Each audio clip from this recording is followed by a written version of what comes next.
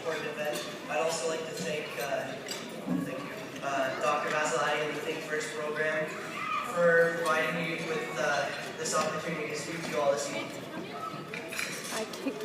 I apologize if I stop from time to time to collect my thoughts, but honestly, to be honest with you, I'm extremely nervous, and frankly, some of what I'm about to tell you is still reasonably fresh in my mind and difficult to discuss.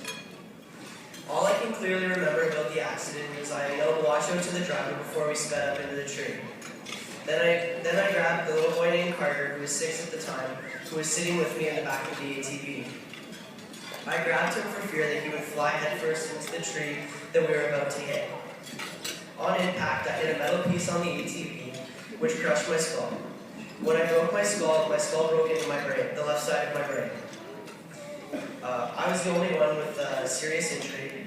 My one friend in the back with me flew into the bush and needed stitches. Carter ended up with a black eye and he broke his glasses, and my other 2 buddies that were in the front had bruises from their seatbelts. The very last moments I remember of the accidents were my friend holding my hand and telling me that it was going to be okay. Then the medics came and stapled my head closed.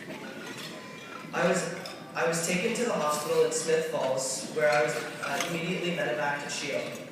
Ironically enough, I've never been on a helicopter ride before, and that's one I'll never remember. A few times I was coherent and got my body to do what I wanted it to.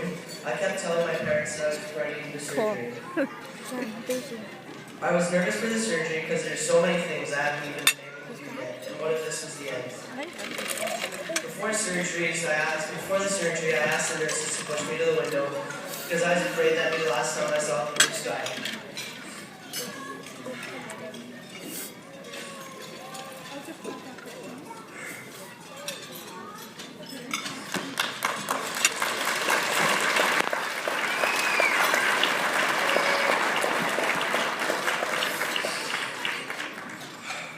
Before they pushed me away from the window, I remember looking up at my dad and telling him, "Dad, there's so many firsts that I've missed out on. I haven't even gotten my first kiss yet." But Dr. he pulled it off. He saved my bacon.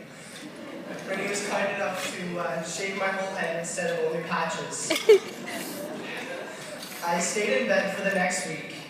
The following week, I was able to start walking around in my room. At first, my balance was terrible, but I guess being in bed for a whole week is a good enough excuse. Near the end of the week, the nurses were kind enough to let my dad roll me outside in a wheelchair and sit in the sun with him. When Dr. V and the group of doctors decided I was stable enough to go home, I was really disappointed in myself. Accidents happen, but if I had worn a helmet, none of this would have happened. I might have gotten a headache and maybe a couple bruises and scrapes, but nothing close to what happened to me. What I didn't do when I got on that ATV was think first. Like for starters, wear all the helmets. Secondly, we were 5 kids sitting in a 2-person ATV. I'm up here today speaking to you to raise awareness of wearing helmets and how they can prevent injury and save your life. Thank you very much, everyone.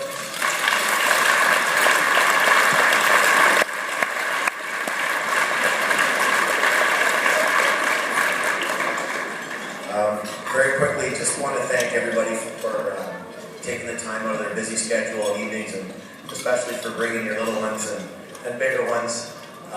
This is something that I believe that's nationwide is a huge message to send. I know myself as a parent, I've probably been guilty of bicycling in the past without a helmet on. It's a lot easier to go out skating on the Rideau Canal without my helmet on.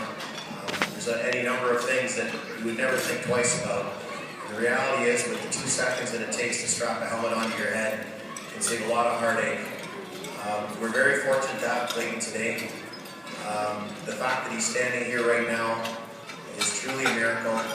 The staff at Children's Hospital, the emergency personnel, and Dr. Vasilati and his team are truly wonderful people and have done great things. And I hope that the money that we raise this evening helps go towards supporting further education as far as helmet awareness and safety awareness in the Think First program. And, part of the Carter family, I'd like to thank everyone at Children's Hospital and not last but not least, but I think the nursing staff, honestly, they spend a huge amount of times on the floors with kids, and Absolutely. for that we're truly thankful. Thanks very much. Well, thank you.